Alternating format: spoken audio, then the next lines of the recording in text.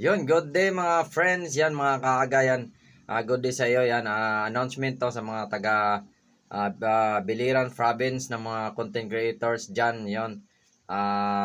May ano tayo, may ano tayo yung parang simpleng ano ba? Simpleng ayuda yan.